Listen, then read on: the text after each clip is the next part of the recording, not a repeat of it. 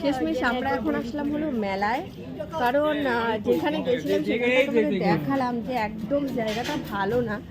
তো দেখো গপু তো পুরো ঘেমে গেছে, ওকে এমনভাবে ঢাকা দিয়ে নিয়ে গেছিলাম ও পুরো ঘেমে গেছে।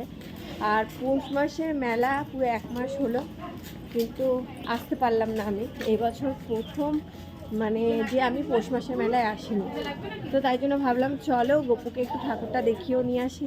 আর অনেক লোকজন রয়েছে, সবার ভালোও লাগবে। এই দেখো গপু হি হি করছে, ওকে ওখানটায় না মানে ছেড়ে দেবো। ও যেহেতু এখন মোটামুটি হাঁটা শিখে গেছে, টুকুর টুকুর করে হাঁটবে। তো আজকে অনেক ভিড় হয়েছে, মোটামুটি ভালোই ভিড় হয়েছে। চলো পৌষ মাসের মেলায় তো পুজো দিতে পারিনি, কয়েকদিন পরে এসে পুজো দিয়ে যাবো।